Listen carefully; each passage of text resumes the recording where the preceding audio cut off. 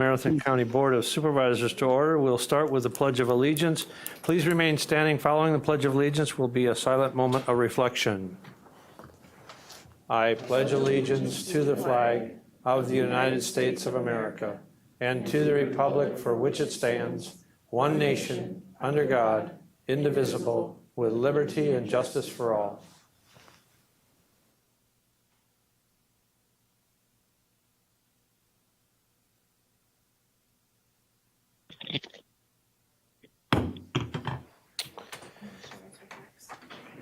Thank you. We'll have the reading of the notice, please. An educational meeting of the Marathon County Board of Supervisors will be held at the Marathon County Courthouse Assembly Room, 500 Forest Street in the city of Wausau at 6 p.m. on Thursday, August 21st, 2025. The agenda was duly signed and posted. Thank you. I would like to request everyone silence their cell phones and any other electronic devices as to not be an interruption to the meeting, and I thank you for your indulgence. We'll move on to roll call, and I'd ask all please sign in.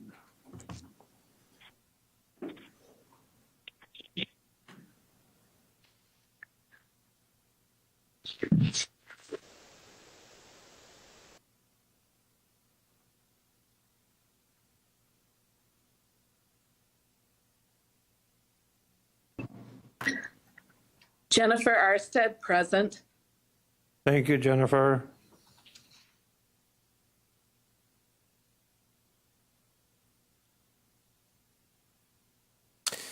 And we'd like to welcome all the visitors that we have with us this evening, and also the viewing audience, and thank you for your interest in county government.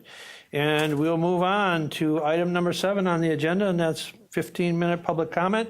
I had no one approach myself, nor did anybody approach the clerk. So we'll move on to item number 8, educational presentation reports. And first item on there is standing committee chairs or designees. And I would, Administrator Leonard, please. Thank you, Mr. Chair. I'll be brief. My announcement is really an introduction. So as the board well knows, earlier this year we went through a bit of a reorganization within county administration, shifting some duties with Deputy Administrator Holman to effectively create a second Deputy Administrator, and I'm very pleased to introduce to you Candace Pesch is in the back. If you can stand up, Candace. Candace is the new Deputy Administrator within administration. Chris will be again over capital improvements and public works. Candace is going to be assisting in the general capacity with particularly a lot of our projects that we have going on. So very happy to welcome her, and just a little bit of background. She comes with a great deal of government experience, both in the state of Wisconsin, but also in the state of Minnesota. With respect to Wisconsin experience, she most recently in Wisconsin served as the county administrator in Richland County. So we're very thrilled to have her, and you'll be seeing more of her in the near future. Thank you, Mr. Chair. Thank you, and I think on behalf of the board, welcome Candace, and look forward to working with you. So we'll move on. Supervisor Robinson, please. Thank you, Mr. Chair. I just would like to follow up on an email that the administrator sent out relative to while we're bringing in new talent, we're also losing some very talented individuals, and I'd like to tonight in particular go on record as thanking Molly Absitz, who's been our Human Resources Director, who will be taking a job in the private sector. We're losing her in the county, but not in the community, and so we look forward to maintaining things. But she has done an exceptional job in her tenure with the county, working on strategic priorities before she assumed some of the activities within the Human Resources Department. But she's gone through, she's updated our policies and our procedures in that department, worked through Workday in the transition to our new Human Resources and Finance packaging. She's been through now 2 class compensation studies and reviews, and trying to keep us competitive for recruiting talent and retaining our talent. And I would like to I hope on behalf of the board, but certainly on behalf of the Human Resources, Finance, and Property Committee, thank her for a job very well done during her tenure. We will miss her. Thank you, and on behalf of the board and myself, and I would be remiss if I didn't also thank her for the excellent job that she's done and wish her well in her next endeavors, but she will be missed. She was instrumental in the implementation of Workday and putting that resource to work for the county, and I thank her for on behalf of the board. All right, any other announcements by standing committee chairs or designees? Okay, we will move on to item number 8B. We have with us, we're so fortunate to have with us this evening, Krista Jensen, the Social Services Director, who's going to give us an update on the Family Keys pilot project and some of the outcomes and an overview. So Krista, please. Just scroll down and. Hey, fantastic. Thank you, Chair, and good evening, I board. think your mic's still, there you go. I didn't do it. Thank you. Start over. Good evening, board. Thank you, Chair. I appreciate it. Happy to be here with you this evening. This board is well aware of the Family Keys project that has been happening through social services, and so I'm excited to share our outcomes from 2 years with you, 2023 and 2024 outcomes. Certainly, that program is still active in 25, but families are still going through that, so we don't have all of their outcomes quite yet to be able to share with you. But we do have our first 2 years. And so I'll give you a little bit of an overview. You might recall this is a grant that we received from the state of Wisconsin. We were one of 3 counties selected, along with La Crosse County and Wood County, to participate in this project. And really what it stemmed from was when we looked at housing and when COVID happened and how many less families were being evicted from their homes and the impact of Child Protective Services and what really happens when we provide families with their basic needs and resources that they need to keep themselves and their children safe, as we see a decrease in out-of-home placements for children, which has a huge impact on a lot of different areas. So we'll talk a little bit more today about how Family Keys has supported Marathon County families in particular who've been engaged in the child welfare program and who've been experiencing housing instability. Maybe scroll. Okay. Oh. All right, so through the end of 2024, if we think about, we enrolled our first family in January of 2023, and so when we looked at all of the families that Family Keys served through the end of 2024, we served 21 families total, which was 53 children included within those 21 families. And when we look at that, we know that not every family was going to successfully complete our program, right? There was a lot of requirements that we talked about over the last few years that they had to engage with. We have a handbook that they have to sign, rules that they have to agree to comply with, such as saving 30% of their income so that we can make them sustainable to be able to pay for their rent moving forward. They have to primarily have the concern about housing, that their mental health, their alcohol and drug addictions might be under control. Any other safety reasons why children might have been removed from the home are under control. And so we're really engaging families who housing is the primary catalyst to why their children are either currently in out-of-home care or that their children were going to be removed from out-of-home care. So that's a primary safety concern, is around unsafe or unstable housing. So we looked at creating a definition of what it meant for our families to successfully complete the program, and you'll reference this throughout the presentation today. What it means for us when we talk about families who successfully completed Family Keys is it meant that they had stable housing upon completion of the program and they were able to maintain placement of their children. An unsuccessful discharge would mean that they were not able to comply with the program requirements, the handbook that we just spoke about, and therefore they were discharged from the Family Keys program. So we weren't able to ensure that their children were going to be safe. They weren't willing to save the 30%, ensure that we knew who was coming and going from the home, have weekly case management, and all of those different components. So out of the 21 families that we served, we had 13 of those families successfully discharged from the program. So 62% in our first 2 years successfully discharged from Family Keys. They had stable housing and were able to maintain custody of their children or regain custody of their children in some scenarios. So of those families that we had referred to the full program, so this is all 21, a majority of them came from Child Protective Services, as we would have anticipated, and we did have 2 come from Youth Justice. In both of those scenarios, those youth were placed in out-of-home care, and we were unable to reunify them home because their parents didn't have safe or stable housing. So by enrolling them in Family Keys, we could discharge them from out-of-home care, which was either a group home level or a foster home level, and reunify them with a parent. There was no other safety concern other than that they didn't have a home to reunify to. So we wanted to take a look at not only were they successfully discharged from the program, but what does that mean? What's the long-term benefits if we're able to see them from engaging in Family Keys? And what's the difference between our families who were successfully discharged versus not successfully discharged in some areas that we can really look at and evaluate? So we looked at from the families who both successfully and unsuccessfully discharged from the Family Keys program, did we receive another report of child abuse or neglect at all, really? And I'll explain a little bit about what that means. Our numbers, as you can see on these pie charts, weren't a lot different, whether or not we received another report or we didn't. We did not receive new reports on 7 of the successful discharged families, so a little bit more than our unsuccessful discharges. But really the important part to look at is what's screened in. So a report could come in and we screen it out.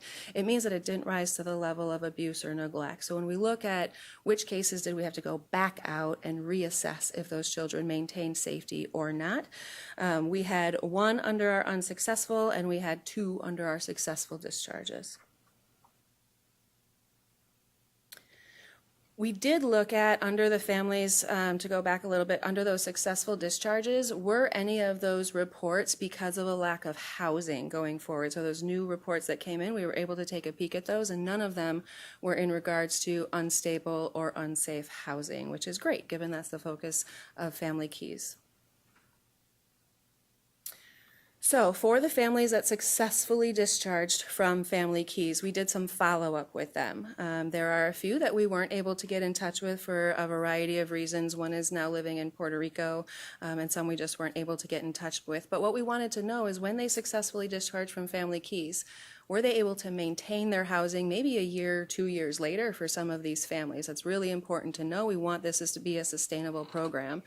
So what we do know is of those successful discharges, 77% have maintained successful housing, and 23% we're not sure. So we don't have any families who have successfully discharged from Family Keys who have not been able, that we're aware of, to maintain their housing. And so for those unknowns, that's really where we looked at those CPS reports to see is there a correlation that they didn't have safe housing, and that was not a correlation that came forward. So we're really happy to see that families went through the program. We were able to help them save. We were able to help them understand how to be a renter, how to have a relationship with your landlord, how to pay your utilities, what that means, how to maintain a safe home, and that they were able to do that long term.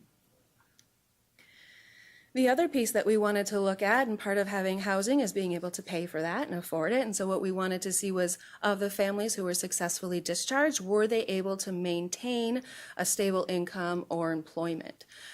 And our numbers are exactly the same as housing, which isn't all that surprising, but a little bit, is that 77% of those who were discharged from the program did maintain their employment or stable income. And again, we have the 2 that are unknown to us. One family, again, is living in Puerto Rico. So those are good. We're really, really happy with those outcomes. And we were able to get some feedback from the families that we served about their thoughts on the program. And so these are some of the things that they were able to share with us. Everything went well. It was a fast process. They immediately started to get things going when I was accepted. I had a home a week later. I was able to move in right away. They helped me financially to build a nice amount of savings. I was in the program for about 4 months until I transitioned. So it's a family we served for 4 months, helped support their housing, and they were able to successfully discharge, maintain housing, maintain employment, maintain their children. Another participant shared, they saved my life, my kid's life. It was very successful for us. And a third participant shared, I think the program is great. I went through a lot of different resources, and Family Keys is the one that was very successful. I have nothing but good things to say about Family Keys. And then I believe the board is also aware that we had completed a series of videos regarding Family Keys, and we wanted to share one of those with you today. Family Keys has been a really important partnership across all of our community partners. So with law enforcement, North Central Healthcare, CCS services, working with NCAP, working with our homeless population. So this is definitely not something that has just been a social services effort. We've seen a really big impact across the board. So we wanted to share with you tonight the video that's titled It Takes a Village, which really just helps to show how this project has been collaborative in nature. Okay. If you really want a tearjerker, I'm going to recommend you watch Momentum, but please have your Kleenex ready. You shouldn't need Kleenex for this one, but Momentum you would.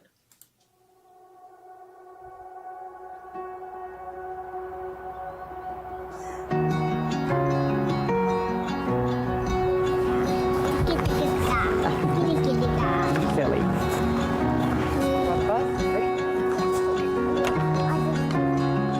Family Keys has been impactful in more than a fiscal manner. It's also brought together our partners. As social workers, we are not experts in housing, and so we've had to collaborate with our housing partners, our law enforcement partners, our policymaking partners in ways that maybe we haven't explored historically. It's a resource that works because we don't want children separated from their parents. Nobody loves a child the same way their mom and dad do. It's your first TV time. It's a little picnic. When you're trying to get your life in order and every door is slammed in your face, it makes it extremely hard to recover, to put your family back together, do the things that need to be done. When we see things that work, that make the community safer, that's better for kids, and it saves money, and that money can be used and reallocated in different ways to do more for the community, that's just common sense.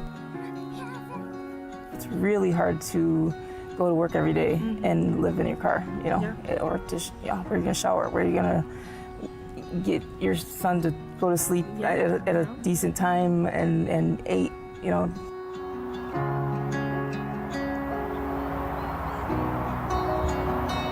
I like Family Keys because it's helping to bridge that gap, and as the years go by, we make better and better relationships with landlords in the county, and they get more familiar with the program, and then they say, okay, well, they've got this charge, but they've been working with Family Keys, and I know what that is. Right. Either they have evictions or maybe they aren't working, low credit scores. So this kind of bridges that gap where we get families connected to the landlords. Then these families can show the landlords like, hey, I can take care of a property, I can pay the rent.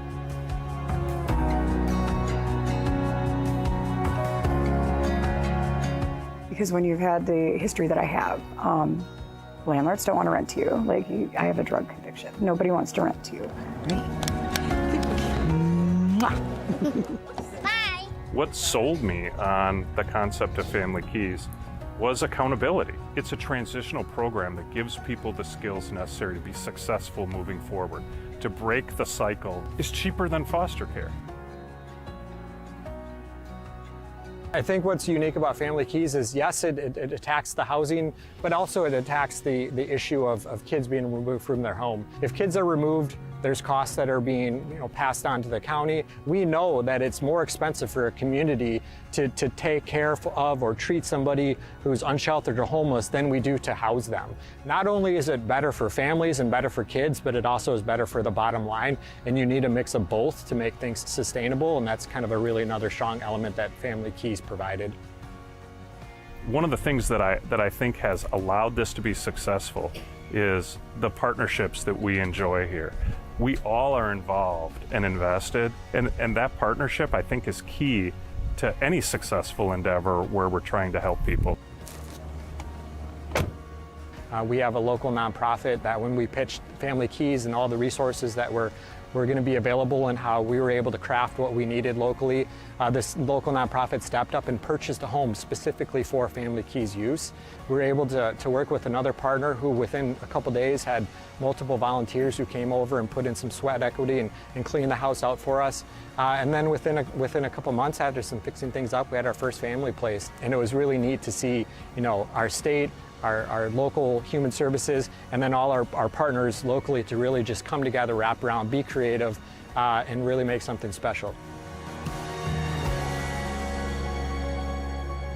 Social services can't do this work alone, and we shouldn't do this work alone. And we need our community partners to come to the table to understand what our families' needs are, so that families can have accessible services outside of being mandated.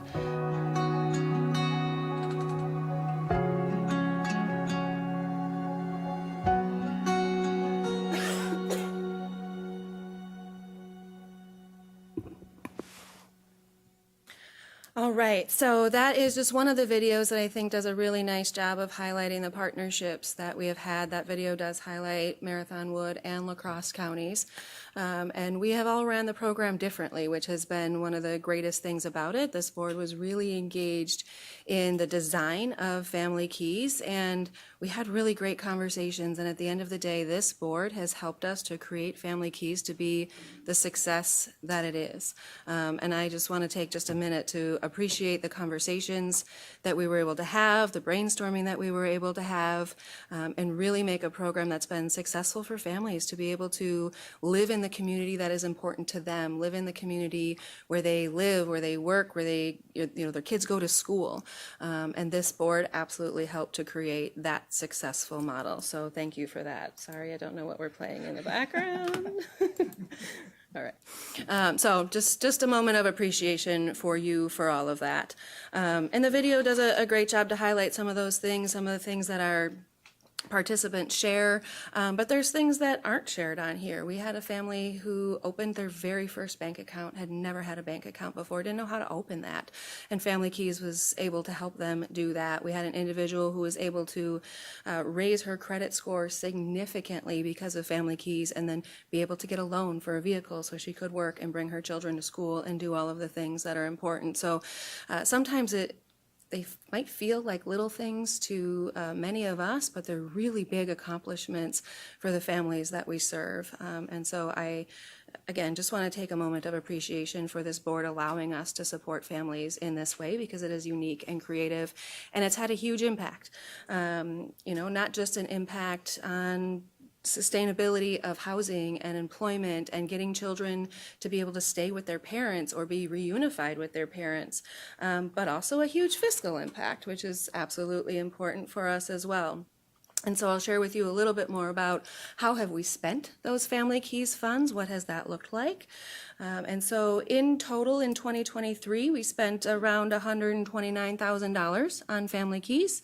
And in 2024, we spent around $106,000 on Family Keys. So that is rent, security deposits, case management, getting families any sort of necessary supplies that they might have needed if they were homeless to be able to have a bed and things like that to sleep in. So that's the dollar amount that we spent on those 53 kids in order to be able to keep them together with their families. So if we look at all of that sort of rolled up for 23 and 2024, if those 53 children had been placed in foster care instead of utilizing the Family Keys, we would have spent $491,239 on out-of-home care costs. Family Keys total, roll up the 23 and 24 numbers I just shared with you, we spent $234,528. So by having this Family Keys program and supporting families to stay together, we saved the county $256,711. And again, I'll just remind you, the county didn't pay for Family Keys, so that came from the grant, but had we paid for it, that's the amount that our county would have saved by supporting families in this way. So what does that mean for us going forward, right? We can see that there's, I think, an obvious benefit to families that children aren't removed and all of the trauma that can come with that. There's an obvious benefit to me that families, once they get the case management and the support that they need to, they are able to maintain their housing, they're able to maintain their income, and they're able to maintain their children safely. So what does that mean for us going forward? Our Family Keys grant from the state of Wisconsin ended as of June 30th of this year. So we no longer have those Family Keys dollars from the grant in order to continue to move this forward. But I think what you were able to see is that if the county were to continue investing in this, we would save a lot more money than we would have to even put into the program. And so that really is part of our ask and sort of our vision going forward, is that we'll be able to build sustainability for this without really asking the county for any additional funding, because if we look at our out-of-home care dollars, we're able to utilize those funds that are already allocated for out-of-home care as long as we just utilize them creatively. And so our plan really is to continue to utilize our current grant funding. So we have something called Targeted Safety Support Funds that can help to support families through case management. And then there's the Family First Prevention Services grant that we're able to use to help offset some of those costs of rent and case management, et cetera. But we really think that we need to continue to engage the community in this effort, right? As I shared in the video, which is always weird to see yourself on video, but this is not a social services only, a county board only issue that we need to address. And so we continue to bring our community forward into this conversation. We continue to apply for grants so that we can strengthen the program, that our community is aware. We continue to engage our landlords so that they're aware that folks who might have an eviction or might have a drug history, you can rent to them too, and they deserve housing and stability just as well as I do. There's the 3 video links that you might be able to take a peek at if you want. Again, don't forget your Kleenex if you watch the second video of Momentum. And so we're really looking at rolling this into the budget in 2026 with no additional tax levy ask, and really making sure that we're able to continue to support families, not have children enter out-of-home placement when we could help their families if it is simply a housing issue. If families continue to struggle with drug use, mental health, or other safety reasons, physical discipline that is unsafe, et cetera, they would not be enrolled into the Family Keys program until that point in time that they are ready to be safely reunified, other than having a stable housing for their family. So, questions from the board or anything additional that Administrator Leonard would like to share? So one of the things that when Krista made this presentation, Traveling Roadshow, she's done a great job giving this presentation to a number of places, but I thought we had a question at I think it was Health and Human Services. You know, I think one of the insightful things, even when you look at the families that discharge unsuccessfully, because there is a significant amount of accountability here. So we have some people and families who they get discharged unsuccessfully.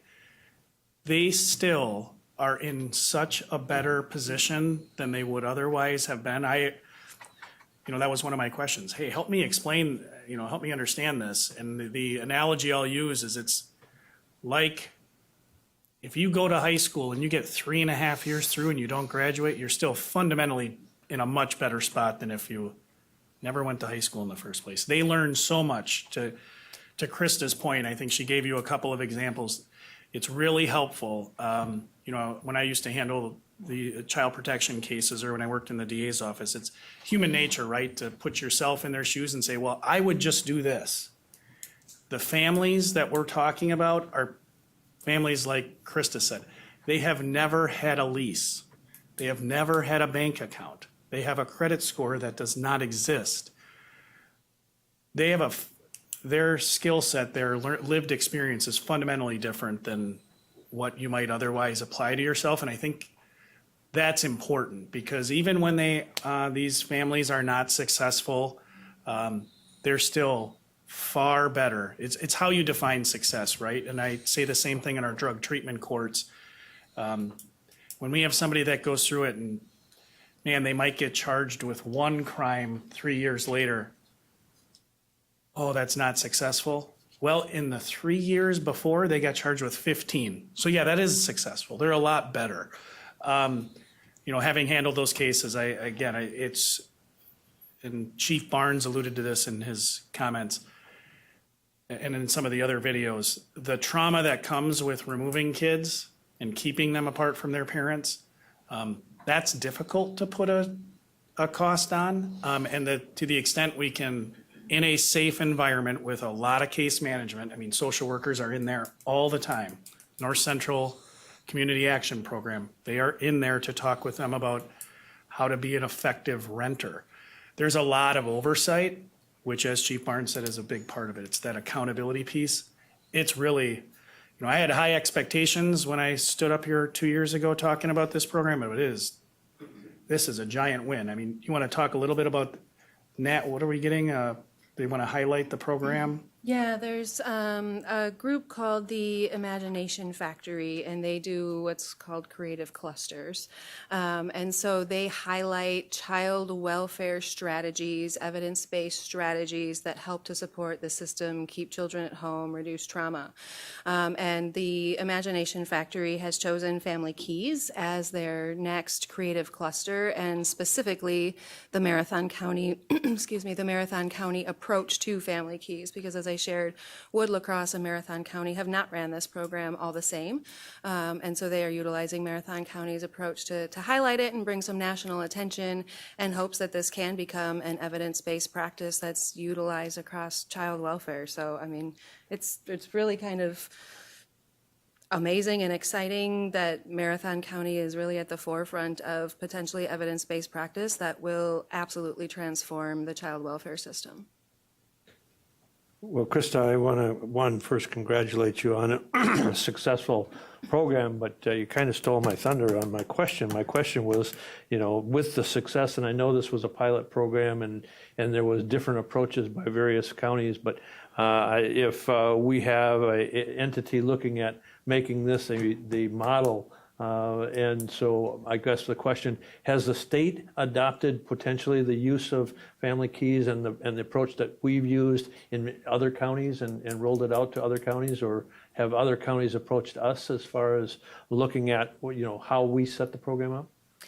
Yes, so I have attended multiple conferences and provided presentations on the Marathon County model, and giving kudos to our board. And so yes, we've had other counties reach out and ask if they could enroll families in our Family Keys program, which that answer is no. But what I have had a conversation with them about is they can do this without that money, right? If they have a family who's coming to them and they have 3 children who are homeless and mom doesn't have anywhere to go, and we're going to put these children in foster care, we can take the money that we would have paid foster care and pay mom's rent, and we can keep a family together who doesn't need to be separated.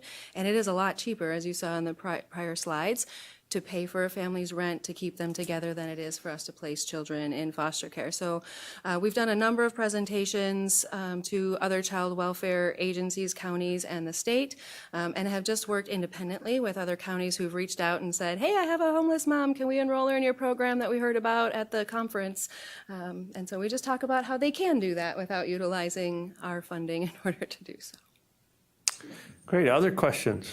Other questions by the board? Can you use a request to speak, please? I have it open for discussion. Should be open for discussion. Is it not allowing us to sign in? It's All right, well, Supervisor Wilhelm, please. So with the Family Keys program, this is kind of the last resort for these families in order to keep their children. Now, the ones that did not succeed, were their children taken away, or are they given other options to try to keep them? Great question. So our definition of successful was that they were either able to maintain housing or their children. So we did have one family who was not able to successfully go through the program, but she was able to successfully keep her child. And then we have had other parents who've been enrolled in the program, but they were not able to be compliant with the rules before their children were reunified. So those children remained in foster care while we enrolled the parent in the Family Keys program, tried to get them up and running before we reunified the children, and they were not successful. So their children were never actually reunified into that home before we unsuccessfully discharged them. All of the other families, so say a family comes to our attention who is homeless, we would enter them into the Family Keys program right away. So their children would have never been placed in foster care.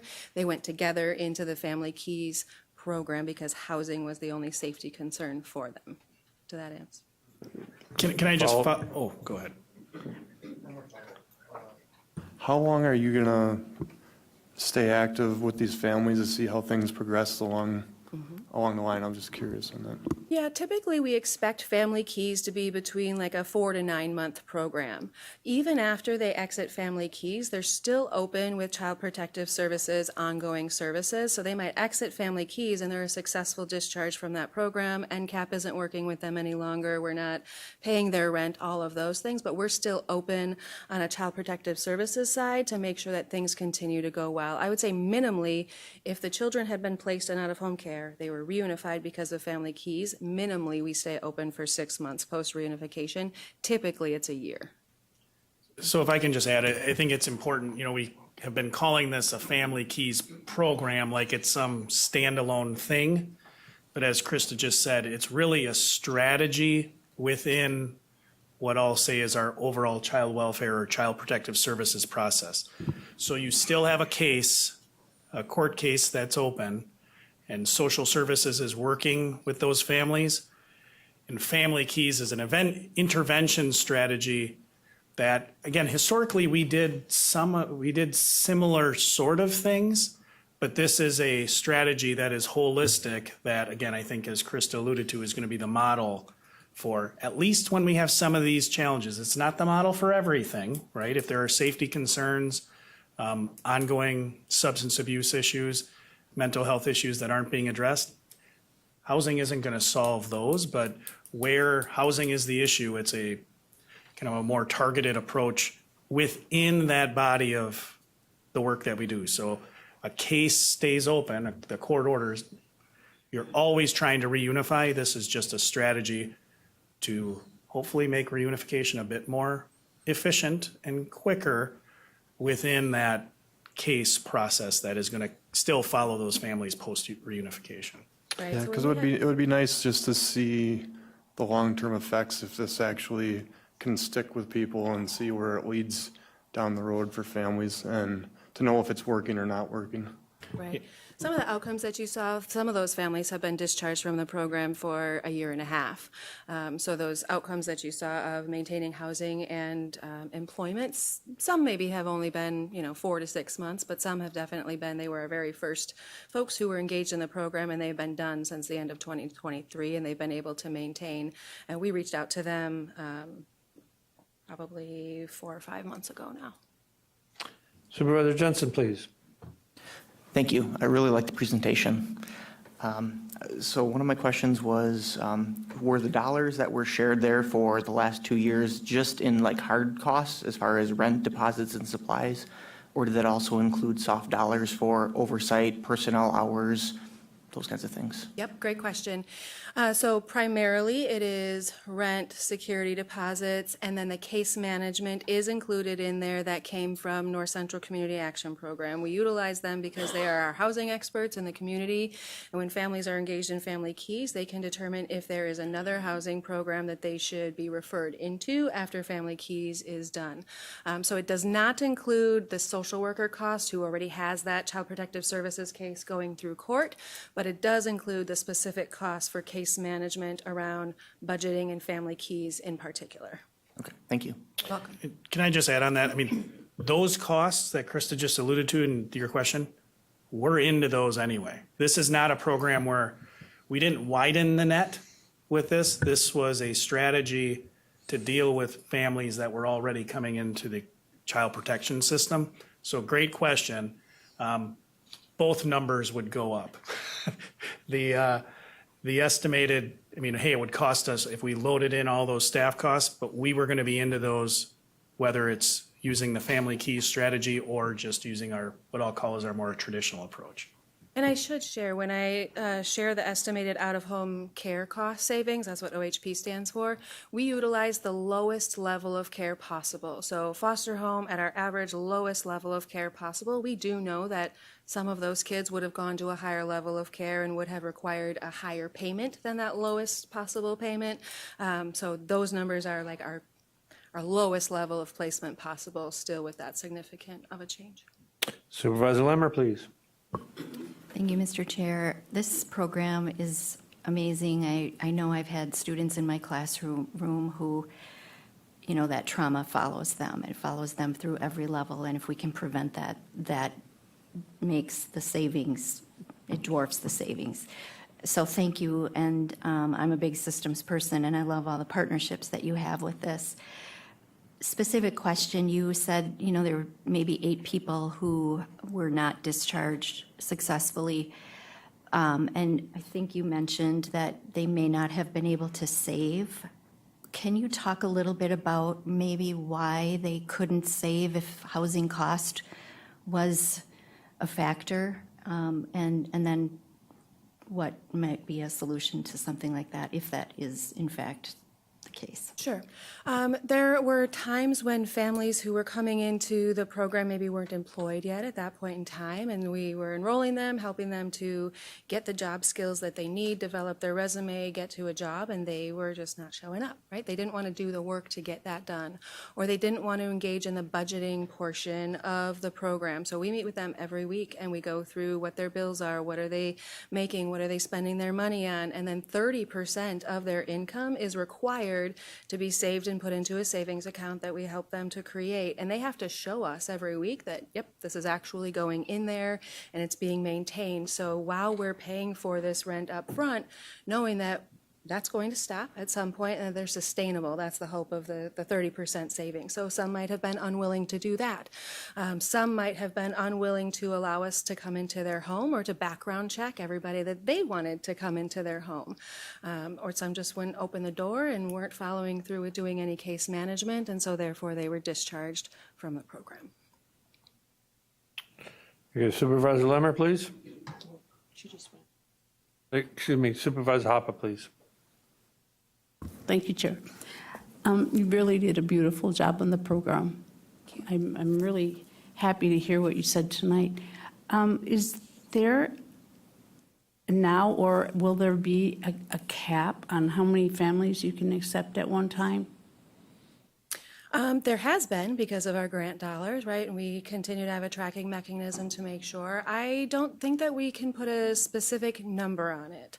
At the end of the day, if children would have to go into out-of-home care and we would have to pay for foster care, and housing was the only catalyst to that, we would say enroll them in Family Keys because it will be cheaper for us than it is for us to pay for foster care. It really is a reasonable effort strategy. When we're open with families through the Child Protective System and with a court order, we are required to provide reasonable efforts in order to prevent removal and for reunification to happen. And so this would be something that we would say, this is a reasonable effort to prevent families from coming in and children from coming into foster care, that we supplied them with this. So I don't necessarily have a cap of we could only serve 10 families. We'll have to make sure that we're maintaining within our budget. But at the end of the day, if we were going to place a youth in foster care or utilize the Family Key strategy, we would choose to utilize the Family Key strategy if there was no other safety concern, because it will be cheaper for this board and it will be better for the children and family in the long run. Can I add one thing to that? There may not, we might not put a cap on it. It is cheaper. One other thing to consider is there is a limited supply of foster placements. So if anybody knows anybody, the other ask is get people signed up to be foster parents. We place kids in foster care. They're not all in Marathon County. So we're placing kids all over the state of Wisconsin. So that too is another check mark in the significant trauma when parents are still located here working on their issues and kids are placed in Brown, Outagamie, Milwaukee.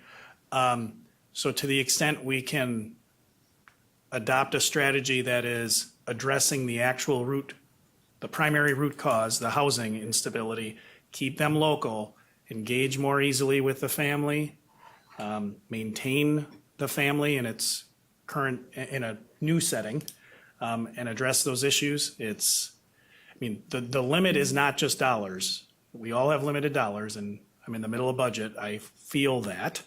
But we also have a real limit with respect to the number of foster placements that are available. Okay, Supervisor Andrus, please. So if these families are already being enrolled in traditional child protective service processes, is funding this program a duplication of the processes that are already being completed? And to that point, it appears that the referrals are coming from Child Protective Services directly. So my other question is, if Family Keys is a service provider for Child Protective Services, why isn't Child Protective Services funding this initiative directly?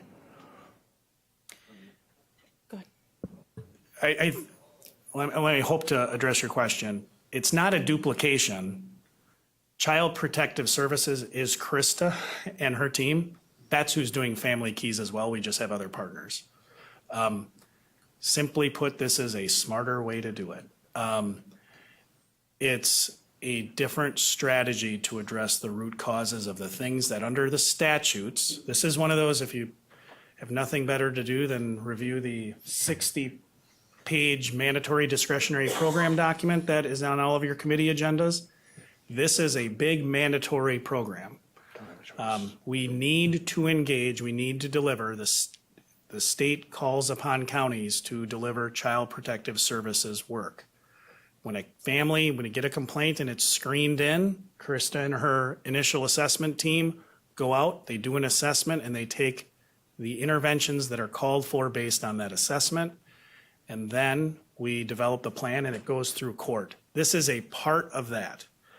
This is a strategy to minimize the cost. And to your point about why isn't Child Protective Services funding it, they are. And that moving forward in the 2026 budget, that it is built into, that's why I said it's not really a separate program, it's a strategy within Child Protective Services. This is going to allow us to maintain the funding that we have for out-of-home care placements. This is a strategy to do that, to maintain those as an in-home placement. Because, Krista alluded to, we have all these different types of placements. If you look to your 2025 budget, we lay out the 10-year average, the cost per placement, the cost of foster placements, and then the hierarchy of the intensity of those placements. They are exceedingly expensive.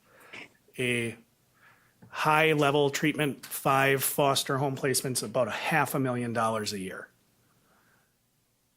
One of those is more expensive than this entire strategy.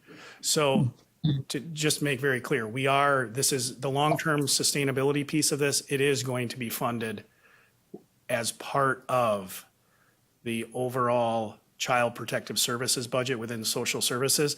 And quite honestly, I think this is legally, we are required to make reasonable efforts, like Krista said, and to maintain, we are not to remove children unless it's necessary.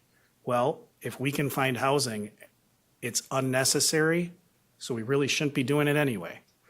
I hope that answers the question. Anything you want to add on that? Other questions? Chair Gibbs. Supervisor Mask, please. Thank you. I really support this program. My question is, if you run out of available housing and you have more eligible people, where do you find more eligible housing? The great news is our partnership with NCAP has been very productive. They have significant relationships with landlords, continued conversations with them about what is available. And within our program, our requirement is that we're able to find them housing within 30 days. We have been able to do that for every family. And so yes, availability of housing, it could become an issue. And the great thing also about this strategy is if families choose that Marshfield is where their children go to school and where they have employment, we are able to support them in moving to Marshfield or Edgar or Stratford or really anywhere that works for them. So we're not limited just to, the city limits of Wausau necessarily for housing. We are looking throughout the county in order to support that. And we have not had, knock on wood, any issues with locating that housing thanks to our great partnership with NCAP and with the landlords. The landlords have been really willing to engage with these families. Oftentimes they weren't able to obtain housing on their own because of eviction records or drug histories, and so they weren't really even entertained as a tenant. However, knowing the Family Keys program, knowing that families are going to be served on a weekly basis, that their rent is going to be paid and guaranteed, has really helped to be able to create that space for those families and then help landlords to see that these are people that you can rent to. They do deserve second chances too, but we do know that our housing market is tight, and so they don't always have to. But with engaging with Family Keys, our landlords have been very willing to work with the families that we serve. Congratulations and thank you for a good job. Thank you. Other questions? All right, seeing none. Krista, thank you so very much for the great presentation and keep up the great work. Thank you to this board. Next, we have the 5-year capital improvement plan update. We have, I'm not sure what his title is, Deputy Administrator, Facilities Manager. All right, Deputy Administrator, Facilities Manager, Chris Holman, please. Sorry. Oh, good evening, everybody. So as the chair said, I'm here to provide an update to you on the CIP process or capital improvement planning process.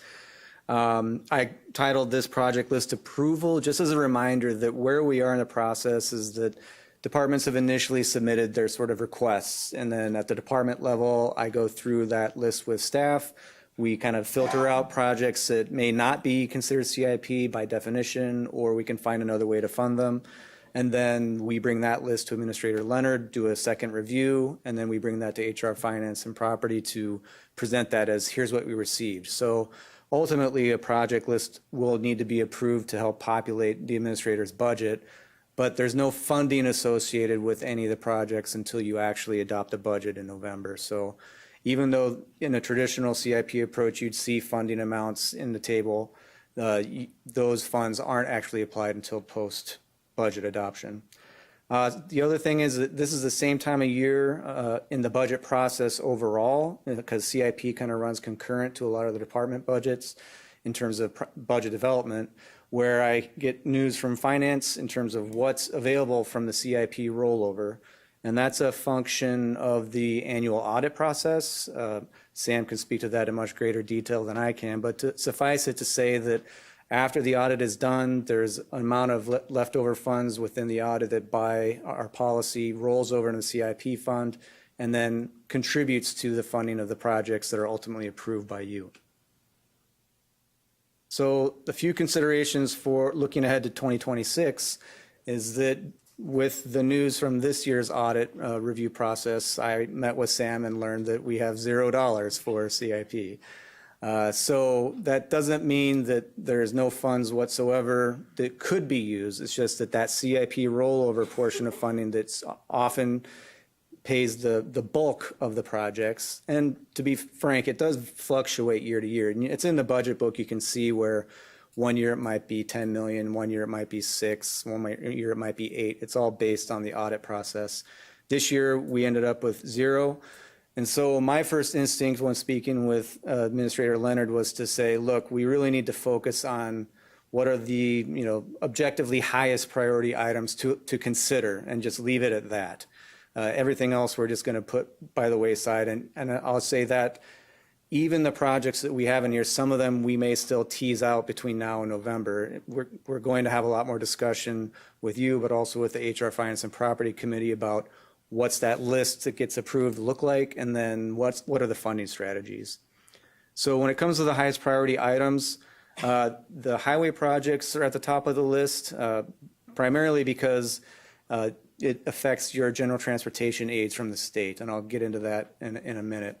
Similarly, CCITC projects, normally CCITC would get 30% of that CIP rollover as a part of their budget. Of course, this year they also are getting zero in that line. So the emphasis on CCITC, which is not going to be lost on any of you, we all have laptops, tablets and whatnot. Cybersecurity is an increasingly huge concern for all counties. We've heard the news of counties being hacked or whatever. Similarly, you've got upgrades in platforms, different software. So it's a real heart of what makes county departments work in the city, for that matter.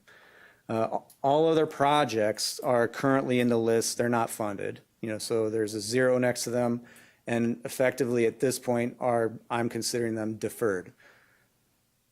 I listed rolling stock because really you've got two areas of rolling stock which you'll see that are under contract. So we're contractually obligated to come up with those funds to honor that. Highway is the largest chunk of the rolling stock. That's their plow replacement effectively. So that's still in the list, and then Parks is also in there with their rolling stock funding, and there's a slide later where I'll get into a little more detail there. The note on the policy change is that after the rolling stock policy had not changed for 13 years, in 2023, the HR Finance and Property Committee and the board changed that policy to help catch up in the area. But it's still, the market's outpacing us a little bit, so that's exacerbating the rolling stock funding given the dilemma that we have for 2026. But I'll make a little more sense on that note when I get to that slide. But for highway projects, the other reason that you'll see it really makes sense to fund these, aside from the fact that the state looks at how much is the county spending on its highway projects with its own money, and that impacts the GTA formula, which is a 6-year impact. So if you were to not fund highway projects at a similar level, then that 1 year will impact the next 6 years of the state's formula for what they give in the state's share of funding for general transportation aids. But looking at the table, you'll see that the CIP request from highway is $506,000 for this bridge replacement, but the total cost is $2.5 million. So as far as a cost share goes, and Jim Griesbach, who's not here tonight, would say that he turns $1 into $5 or $8 or $9 quite often. So in terms of investment, it makes a lot of sense, aside from the GTA on its own. But really, the idea of this being high priority is you're trying to protect those general transportation aids you get from the state. The potential new highway facility, I'm just doing a quick note on this because it's in the CIP plan, it's listed there, but there's the funding and discussions and all that surrounding that project are concurrent to this, but they're not a part of the CIP approval per se, as you'd look at like a more traditional CIP project. But I also wanted to give you some updates in terms of where we're at. So we issued an RFP for design services. That was completed, and we'll be bringing that through infrastructure and HR finance next month. The schematic design services you can think of as really as phase 1 of the overall process. The minimal rate really is, we asked responding firms to carve that out as a part of their overall fee. And so effectively, when you look at accounting for some contingency costs, we'll be able to get that done for about $40,000, which is exceedingly inexpensive when it comes to things like that. There were responses in hundreds of thousands of dollars for that phase, so it really varied quite a bit. But the overall fee for services, and this is what the architectural firm would charge based on the overall construction cost, was 3%, which is also highly competitive. The RFP for construction manager at risk, this is the firm that would do all of the construction works, would manage the subcontracts and things like that for the project if it were to be constructed. You bring them on earlier in the process because they have keen information on cost estimation. So that as you're building a design, even at a very phase 1 level early on in the process, you go from like high level estimates of what are we looking at cost wise, which plays into the CIP questions and conversation, to getting a much narrower, clearer focus on what are you really looking at? And it's often referred to as a 3-legged stool. You have the owner, us, and our project planners and staff, and then you have the architectural firm, and then you have the construction manager. And having those three in the room at the same time keeps everybody on the same page and minimizes change orders and things like that, cost increases down the road. So the project is going to continue to move forward concurrent to this process, but also just to note that no funding for that project is currently provided for in the CIP plan either. The CCITC projects, you'll note, half of them are recurring. The end-of-life projects, these are like data backup. VPN's a big one, so when you're out in the world and you're logging into a Wi-Fi signal that's not yours, that you're not sure, maybe you're at a cafe or at the airport, VPN is what provides that security between you and the county servers and keeps people who shouldn't be on the county servers out. So that's why that one is in there.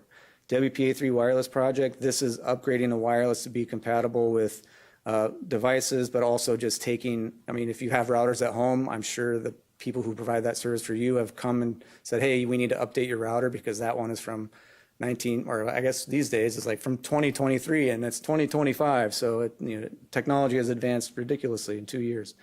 But nevertheless, that's a big function of how people are tapping in to the network and doing their job. Assembly room programming replacement, that's affiliated with some of the stuff back in this room. And then the last one, and this is one with a bit of a question mark to it, is the jail intercom system. And this is under IT because the intercom system was on facilities radar. And so we actually put that out in last year's CIP. And we did get roughly $250,000 funded for that project in '25. But as we got into it, we learned from IT and, well, primarily from CCITC, that there was a needed software upgrade. And the door controls sounds pretty basic, but really these three things work in concert with each other. The intercom is the person talking to the main person who's opening and closing doors. The door controls are what are actuating, and the software is what tells the door to open. So they're all working together. So right now we have a design firm creating what does it need to look like, and once we get that done, we'll have a better idea of what the gap will be between what's already allocated in that project and what you would need to get that project completed. And it's a complicated one. This project will take over a year to get done. For rolling stock, this is just a little more detail on what I was mentioning before. The departments with the asterisks, these are the ones that are under contract. Parks, Recreation, and Forestry, and Highway, they are not, but at the same time, I'll note that the numbers on the right column, I also did not do the percentage increase that is called for in the new policy. This year, that would have gone up 4.48%. So look, given the situation, we're just going to, from the contract, we're going to pay what we paid in 2025. So these numbers are not increased at all. The only change is this number at the top, because last year CPZ had 3 vehicles that were added to the fleet. That was a $17,000 addition to what the facilities and CPZ fleet had cost. So that number is a bit different, but that's just based on last year, or I guess last year's budget decision for this year. I will note that those vehicles, given the supply chain with vehicles, have not even showed up yet. So we haven't incurred the cost of that, but they will show up sometime this year, in theory. Another note on this is that the Caterpillar AP1000-07 asphaltic paver, aka paver, is the thing that Highway uses to make its money. It's the thing that gets the roads paved, gets it done. This is like the core of their operations when they're out there during the summer doing this work. So the one they have now is dated.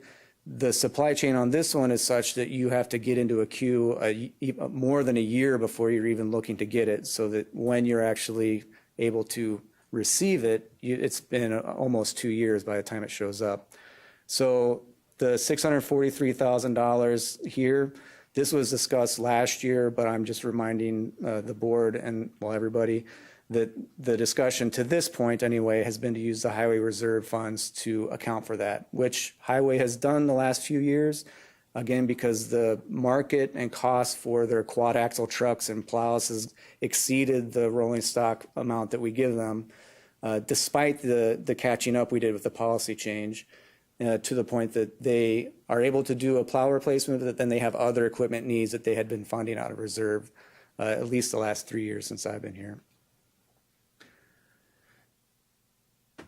So the priority project total at this point, and I did ask Highway to not fund a project, so that's not included, but is roughly $4.5 million at this point. That number will go up a little bit based on the focus on the cost we get for the jail intercom project, but we're really looking at 4.5 million for the projects I just walked you through. That's everything else not funded and deferred. The highway road project portion is just shy of 2 million. This $736,000 for CCITC, that's the one that will go up once we get a better sense of what the overall project's going to cost, since it was more complicated. And then the rolling stock is $2 million, which does not include the highway reserve funding of that paver replacement. So for funding possibilities, and to be clear, this is a decision that will be made by all of you, but the funding possibilities we'll discuss with HR Finance and Property. We'll bring those discussions forward to you as well as part of those budget discussions. No funds, again, as a reminder, are allocated on anything until the budget's adopted in November. Traditionally, you're looking at things like levy funding, the CIP roller funds, which I mentioned, or bonding for projects. Non-traditional, or thinking creatively in terms of what are your other options, you could do a shift in funding strategy for existing debt. So, for example, you could utilize sales tax, interest income, et cetera, to fund current projects, and then use a debt levy to fund the already incurred debt. And I'm not recommending that, I'm just providing that as an example in terms of what are the options out there when you think about how would you accomplish any portion of this.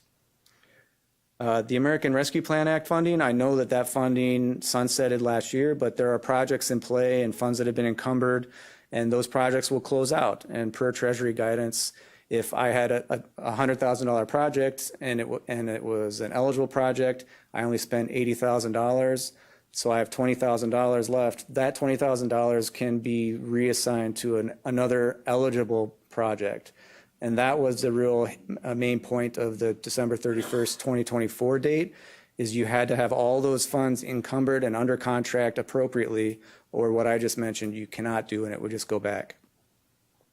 So unused but previously allocated or contracted ARPA funds. And then other CIP project closeout funds, similar to what I just mentioned. Most projects, when they get to the end and have a closeout, in my experience, most of them have funding left over. You know, you go in with cost estimates, but then you can get creative during the project to figure out, well, this is a better way to do it, so let's do this. So you can save money. Sometimes it's a little, sometimes it's a lot, but as part of the conversation we'll be having with departments, ARPA funded or otherwise, is to figure out, A, where are you in the process of your project? Are you ready to close out? And if not, when? And that will provide some focus on what that pool of funds would look like. But again, the funding strategy will ultimately be considered and voted upon by HR Finance and the board. So looking ahead, a part of this, this is more, this is kind of a side conversation, if you will, but the deferred projects that aren't funded in 26, that's just going to require a reassessment of the 5-year capital improvement plan, because those projects will have to go somewhere.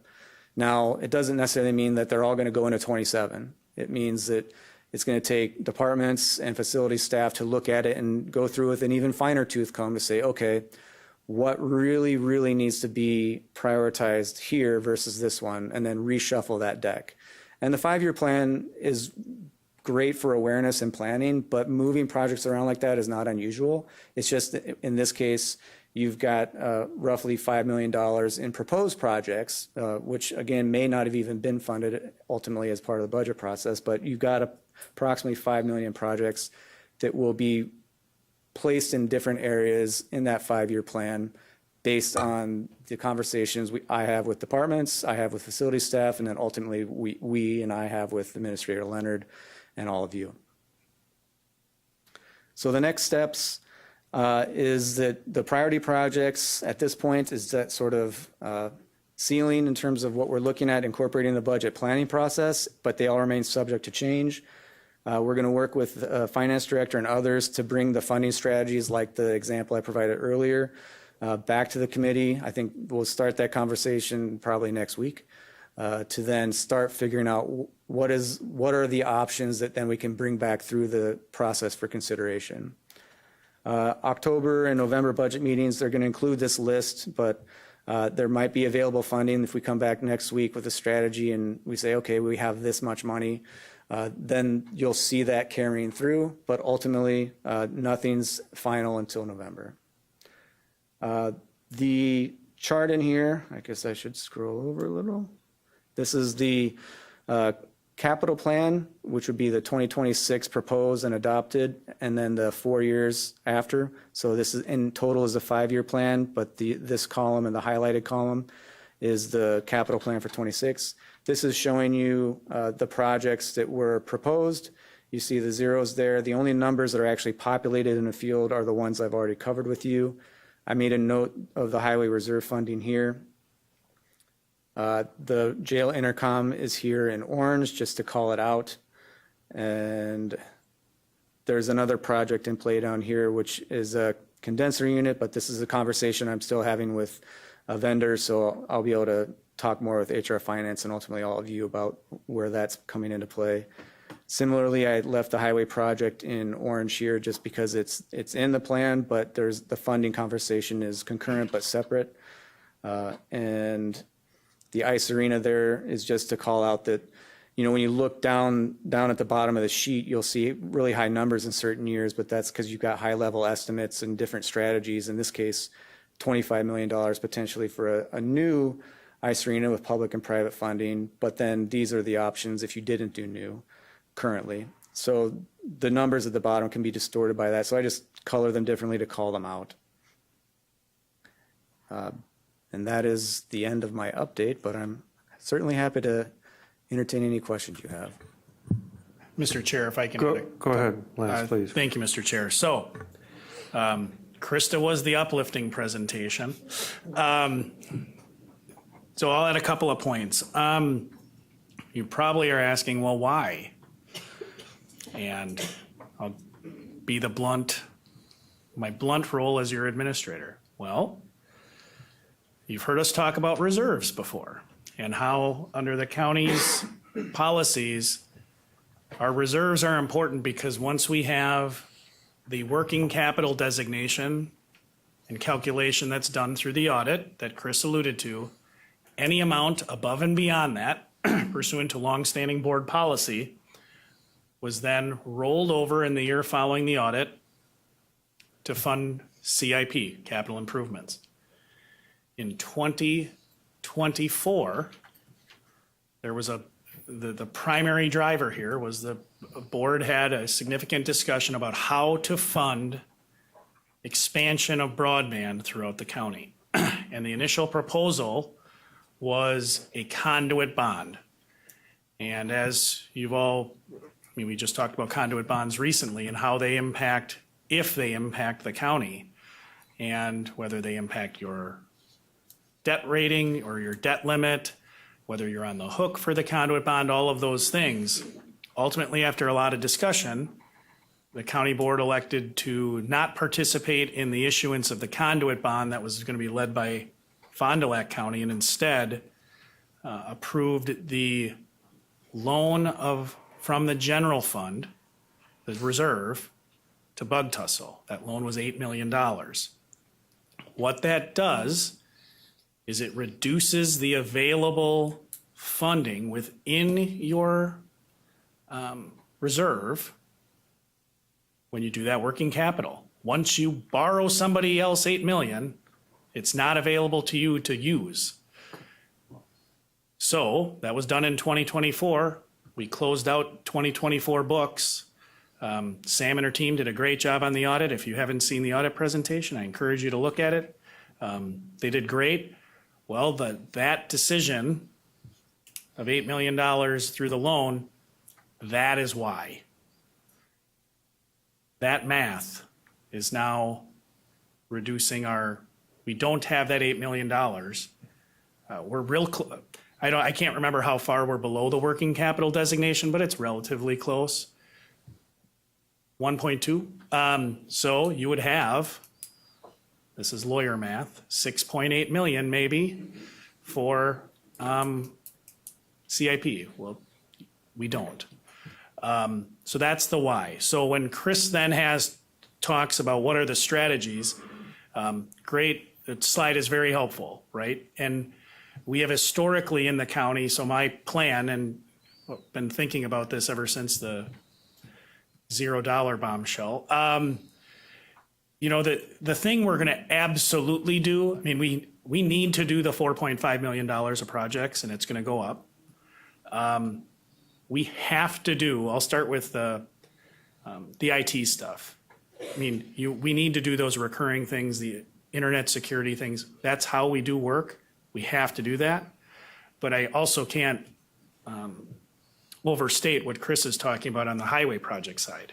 One, it's a really good deal. As Jim Griesbach always says, if I show up with dimes and you give me dollars, I'm gonna show up with a pocket full of dimes.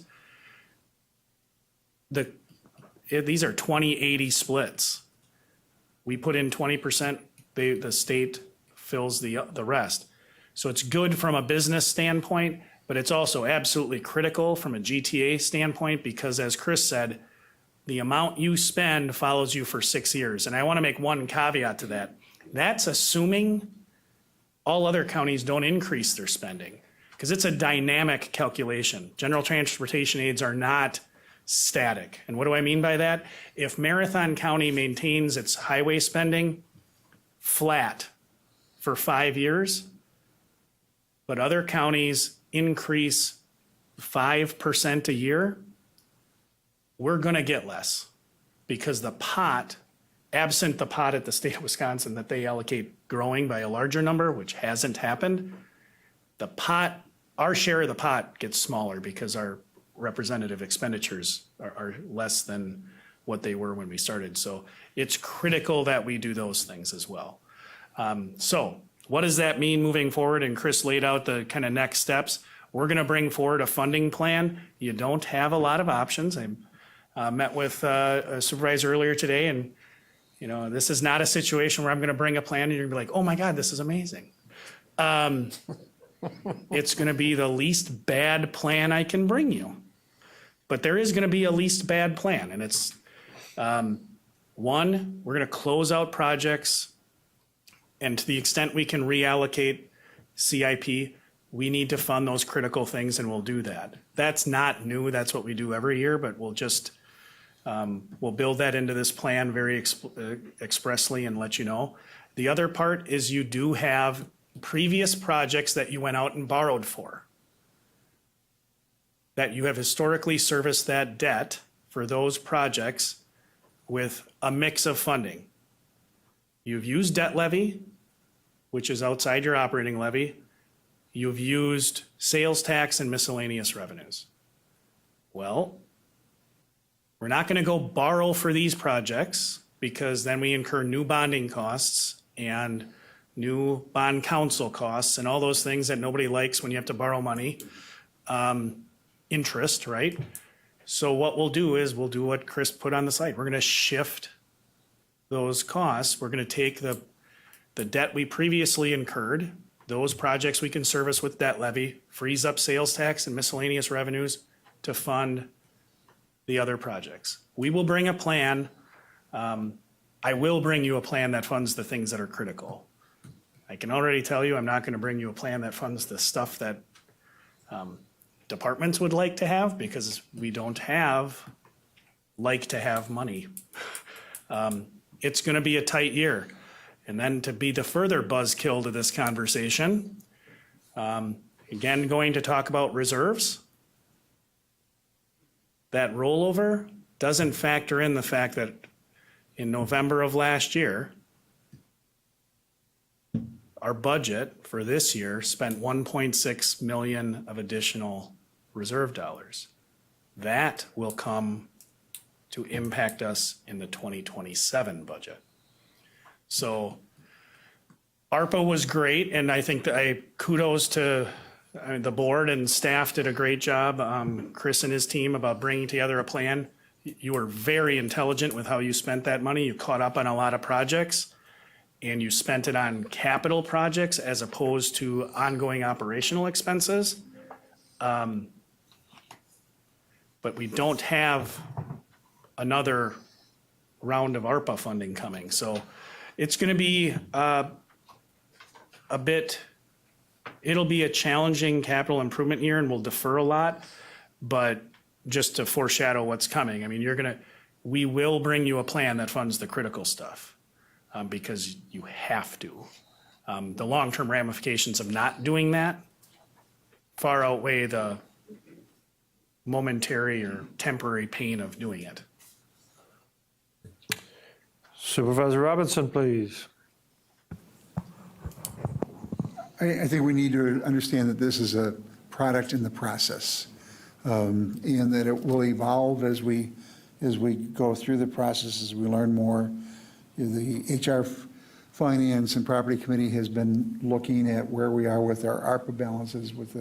Again, we had to encumber the dollars before December 31st of last year. We have to spend them by December 31st of next year. And if there's any ability for us to move those dollars around within the parameters of the Federal Department of Treasury guidelines, we will look at those to see if that can be freed up for some additional capital projects. In the past, we haven't had reserves to apply, and we deferred. And that led to problems at the library with the roof. A few $100,000 roof repair became $1+ million. We didn't deal with the jail, the sagging jail, and that led to a $2 million investment at a critical stage. So I think we need to look at it. I would encourage all of you in your capacities as supervisors and standing committee members to look not only at the operational budgets, but also look at the capital budgets as you're dealing with these on a committee level. If there are priorities that you think are critical or projects that could be deferred, please bring them up at that time as a way of dealing with it. But this ultimately is your product at the end of the day when we adopt the budget in November. Supervisor Lemmer, please. Thank you, Mr. Chair. I have two questions, and they're not necessarily related. My head is just exploding right now because this is not in my wheelhouse. Talking about the reserves, it sounds like this isn't necessarily a temporary issue. If we're already down 1.6 million for 2027, do we anticipate zero? I mean, I know you don't have a crystal ball, but Sam can speak more intelligently. I don't think so. I mean, we're going to have, okay, so now I'll be a little bit more rosy.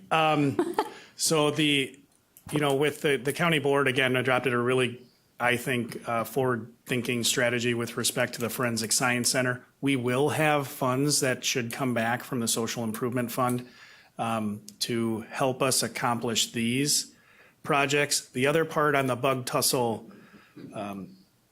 loan is we'll see how much of those funds are actually expended and whether or not they change their plan. Right now, they've expended about $4 million of the $8 million loan. If that plan changes, you can, those dollars will be freed up. So, I mean, it's going to be painful for certainly this year. We'll have to make some tough choices.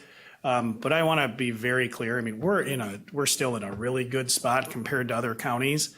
What we want to guard against from my perspective is once you go down the route of borrowing for recurring capital, it's really hard to get out of that cycle.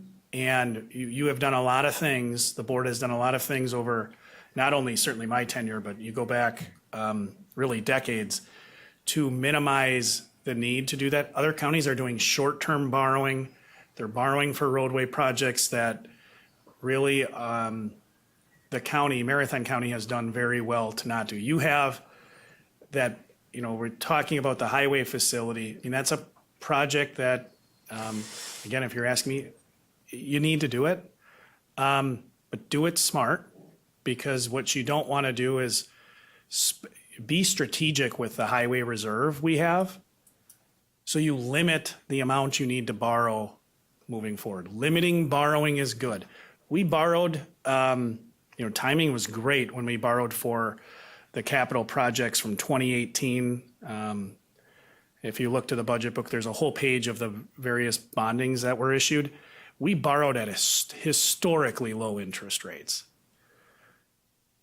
So take advantage of that and try to limit the need to borrow moving forward, because you not only incur the bond council costs, but then you have interest. And when you talk about interest on projects, if you're borrowing a significant amount, Sam and I just met with a supervisor today, and it can be 15 to 30% over the life of the project. That is really sunk in just interest.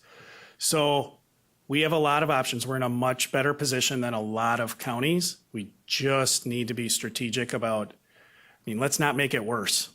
That's why, if you think back to your budget meeting, and I'm like, please be thoughtful about reserves. You as the board are the policymakers. You can do a lot of things, and you still have the power to do a lot of things. But everything we do comes with ramifications, and the ramifications of spending down reserves. I know a supervisor referenced it at the budget meeting that said, hey, this isn't sustainable. It's not. It comes back generally 2 years later under our policy. So if we're thoughtful, and to Chris's point, we're going to get some guidance on those future projects. The 5-year capital plan is just that. It's 5 years. It's to get things on your radar about big projects, but no funding gets allocated to those. So we're going to defer the things that can be deferred. We're going to tackle the things that need to be tackled. But more information to come. I don't anticipate next year to be zero. Don't hold me to that. And it'll certainly be dependent on how we close out 2025 from an operational standpoint. But this year is that $8 million loan is what is the why. That decreased the availability. That was committed by the board. If you read your fund balance policy that you recently adopted, that's a commitment. So it's not available as an unassigned portion. So that changed the math. And then just to follow up on that before I go on to my second question, it's a loan to Bug Tussle. So when do they pay us back, and where does that money go? And then just third, related to that, are there reports somewhere on that whole Bug Tussle? Is like infrastructure getting monthly reports on their progress and their spending and things like that, if they're on budget? So I'll tackle them last question and then work backwards. Short answer on reports, yes. Funds are not expended until they make a draw request pursuant to the loan documents that ultimately were executed based on board direction. So I don't know, I want to say about a month ago I approved one, and I hadn't approved one in quite a while before that. And that's the total amount that is expended right now. I'll be accurate, not precise. It's about half. 4 million of the 8 million the checks have been cut. The transfers have been made to Bug Tussle. They do provide periodic updates on the progress that they've been making in terms of when you'll be paid back. That was one of the things that was the board in your term sheet that you considered when you adopted to move forward. You directed that we move forward with the loan. There's a repayment schedule. I don't have it in front of me, but my recollection is our first payment is going to be in 27. But we can get you that update. They're not making those payments this year. I know that. I hope that answers everything. Yep. And then just second question that's not related at all. Can we talk a little bit about the fleet with Enterprise? When does that contract end? And is it successful? I'm assuming you're looking at what we spent before, which was little. We were catching up, I get it. But are we cycling through, say, at the Sheriff's Department and having to wrap cars at a higher rate than what we had before? And is that being looked at? The short answer is yes. It's a complicated question because when you begin it, or sorry, when we began that whole approach, the vehicles we had were exceedingly old, so not worth much when they go to auction. So part of the concept and what gives you that equity return to reduce the funding over time, there's market rate, the market will go up, but you're offsetting. The idea is to try to stabilize it, but the amount of money you would get for the 20-year-old car that the deputies have been driving around and, getting beat up pretty good is not the same that you will get back from the first round of vehicles that came into the sheriff's fleet that will only be, 3 or 4 years old, depending on who's driving them. You do it based on mileage and that max equity gain, timing that appropriately. So we haven't really experienced that part yet. But when you look at the math, you can say, well, we know we got this, which certainly has influenced what it's looked like in that beginning phase. But as you start to flip the newer vehicles, then that's when you get a larger amount of the sale, and then that reduces your lease payment through the equity gain because we take advantage of the government being able to purchase vehicles at a different rate than me as a private citizen. So as far as is it working, yeah, I think it has been working. I think there are still challenges within the sheriff's fleet is very large, and so there's been a lot of questions about how do you prioritize what's next, things like that, or do you need to fold everything in? As far as when does the contract end, ultimately that's up to the county, but the commitment within a contract is essentially the vehicle. So like you could buy them out effectively based on what you've paid into it to date, because that's what you're netting out through that flipping process.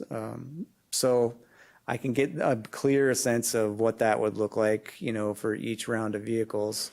But like I've already told the sheriff's office, like there are no new fleet vehicles next year. So that's a wrinkle in terms of planning and looking ahead, because they do have other vehicles that are old they're still running. It's just the problem with the older vehicles, aside from some of the safety concerns, is also that the maintenance costs are just, it's off the road more often. What you're fixing is more complex and more expensive. And then, of course, simultaneous to all that, the prices for a new vehicle have just skyrocketed in the last few years.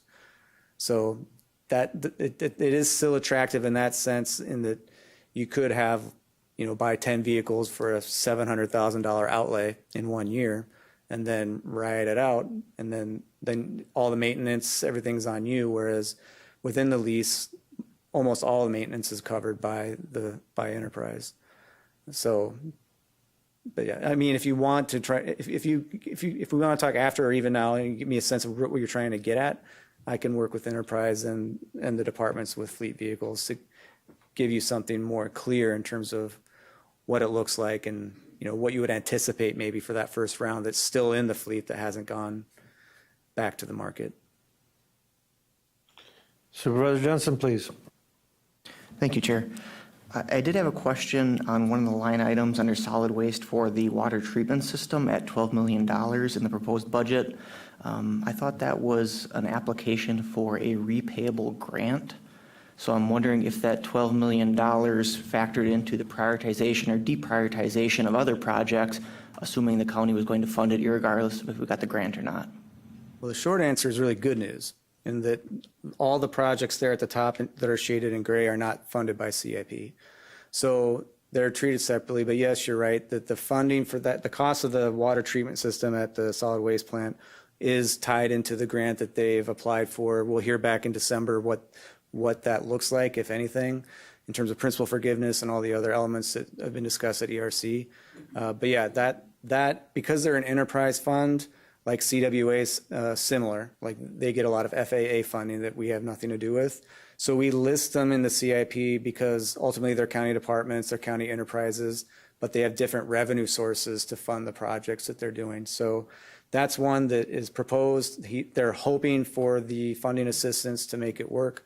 But ultimately, if all the funding applications for grants and whatnot came back and said you're not getting anything, then that obviously just changes the nature of that conversation moving forward for them and just for the solid waste board and all of us. And the real short answer, it didn't change any prioritization because it's not Not being in the funded. pool. Yeah, it's not in the 4.5 million. Okay, thank you. Supervisor Wilhelm, please. I believe the interest that we're getting off of that loan is $438,000 a year for the bug tussle, and I thought that was for the 8 million, because when we had it done, it was the interest rate that we were getting. I could be wrong, but I thought that was the. Yeah, I don't have the loan in front of me. I can pull it, but my recollection is that there are no payments, no revenues coming in 26 on that. Okay. But I certainly can come back with an update on what the amount is, what happens with the money. I apologize. That was one of the other questions that Supervisor Lemmer referenced. In the I general missed. fund? Goes back into the general fund. One thing, I know that we're looking at building a new highway department, and the highway has a large reserve, but if some things are needed for road construction, we need some money and we need to take a little bit out of there, would that be another option? Well, we're going to spend highway reserves are going to get spent for some of the critical things. So the short answer is yes, that'll be part of the plan. My only caveat to that is, again, don't deplete those funds so much on the front end that you then need to turn around and borrow money at a 5% interest rate, because you're 50. If you borrowed for the whole thing, and let's just use round numbers, your 50 million turns into 65, 70 as to what you service. So having those reserves and being strategic with them is important. But I'm sure we'll tap into the reserves at Highway for some stuff. Yeah, and just to build on that quickly, we met, Sam, our finance director, myself, met with Highway to talk about where the reserve's at. And if you recall, the fund balances are not just that one pot, right? So it's similar for the highway in that they've got the overall amount of money, but then they have to assign certain things to, equipment and other areas that you would carve out of that conversation entirely. So when we bring that to infrastructure, we'll, Mary and Sam and Kevin and I will be able to talk in more detail about, here's the $10, let's call it, $6 of those dollars have to go to these things that are unrelated. So we're looking at $4 of that 10 that we can really consider moving towards the highway. And that will give you a better sense too of like where else are those reserve dollars being applied. That would dovetail with with the question you asked in terms of can you apply it to other things? Because if you were to take some and apply it here, it gets to Administrator Leonard's comments, but also would affect the end number that you would say would be in play, I guess, if you will, for consideration relating to the highway facility. Other questions? All right. Go ahead, Supervisor Andrus, please. So in terms of, we kind of already covered some of the deferred projects, and it sounds like each committee is going to go through which specifics should be deferred, which is good. I also know that in order to be able to cover these gaps in funding, that ultimately we're going to have to explore additional options, whether that be, selective timber harvesting with possible reforestation efforts to increase the timber revenue annually. But there's also things like implementing agriculture land leases to generate additional money, leasing sand and gravel mining rights, and so forth. And so I guess are these areas that we've already explored as far as generating additional revenue so that we can continue on with the projects, but also with a focus on deferment with respect to what's not necessarily absolutely critical? Short answer, yes, we do a lot of that stuff already. I'll start with the timber. County forest law provides very specific limits on how you can utilize county forest in the harvesting process, and that's built into your budget every year. And your forestry committee looks at that. Tom Loveland does an exceptional job putting together a forest plan.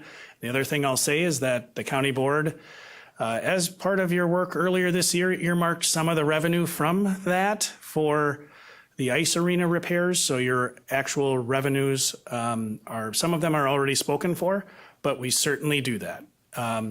With respect to agricultural land leases, similarly, there are areas where we do lease out property for certain uses. The best example of that is the airport.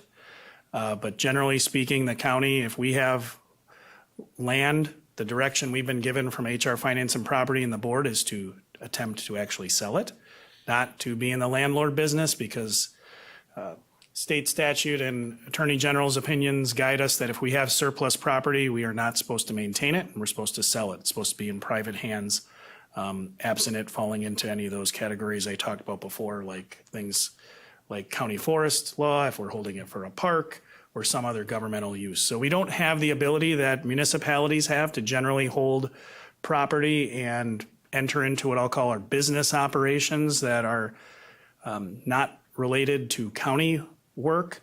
But I will say in our budget meeting we just had yesterday with the Parks Department, Parks, Recreation, and Forestry, and we had our meeting with Solid Waste before, we are looking to see if there are opportunities to defray some of the costs that we have, for example, in our solid waste department with things like clay. Do we have resources within our county forests that we can look, and these are long-term considerations. This isn't something that you're gonna turn around and be able to do next week. But are there resources within county forests that we can utilize differently and innovatively relative to clay or holding wetlands for wetland credits to generate additional revenue? We have those conversations in every budget meeting. What are some innovative things we can do? Again, not to be a bit of a buzzkill with that, those are really things that will cost us less money. My solid waste example, we pay for clay because we need it. If we can harvest it from an existing piece of property that the county owns, it saves us money. It doesn't necessarily, it's not green dollars coming in, it's us being more efficient. I hope that answers your question.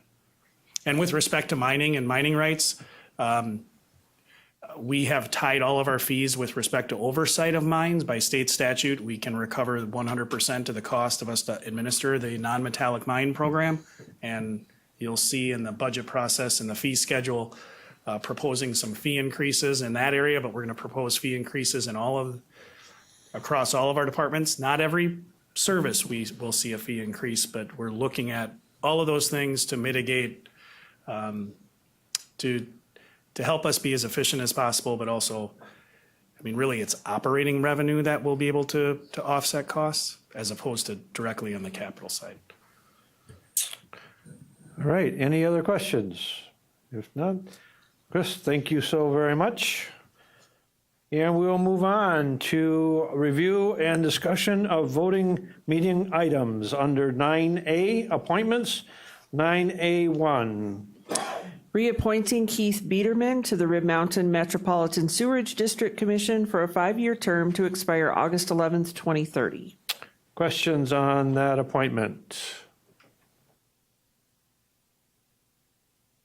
Okay, we'll move on to ordinances under 9B1, Town of Oak Plain rezone, Tim Vreeland on for Edwin and Linda Yoder, ordinance 0-36-25. Any questions?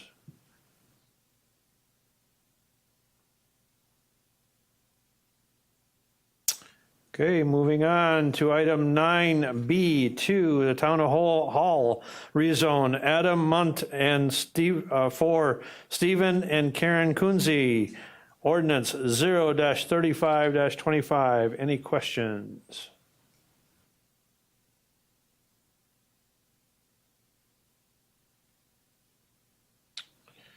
All right, moving on to item 9B3, the Town of Reed rezone, Tim Vreeland for Audrey and Paul Butchkowski, 0-38-25.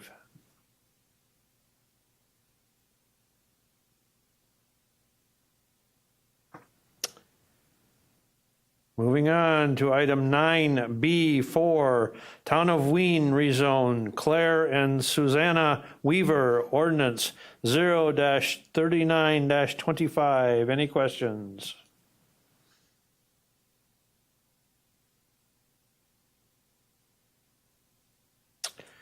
Okay, moving on to item 9B5, amend section 7.03 of the Marathon County General Code, ordinance 0-40-25. Any questions?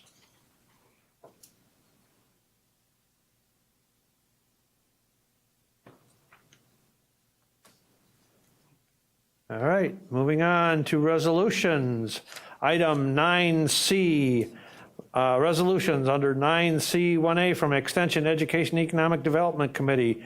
Under 9C1A, a resolution authorizing a letter of support for Destination Marketing Grant Application, Resolution 56-25. Any questions?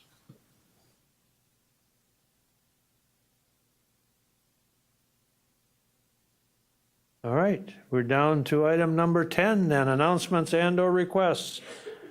Any, Administrator Leonard, please. Thank you, Mr. Chair. There's an additional appointment that you'll see on your agenda for next week. And there's a memo in your packet on page 36. It's related to an appointment for Supervisor Endres to the Community Development Block Grant Central Housing Region Committee. That's again, my memo talks about it. I just wanted to let you know that it'll be on your agenda for Tuesday. I apologize. I didn't alert Kim to the fact that it would be something you'd need to vote on.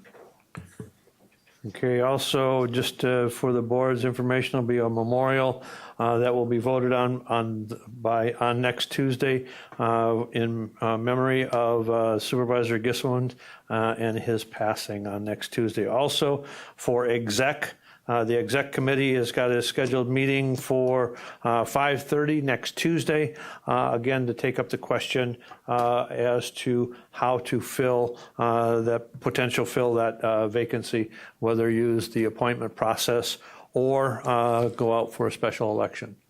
So that exec will be meeting at next Tuesday at 5:30. Supervisor Seefeld, please. Thank you, Mr. Chair. My phone is not working very good here.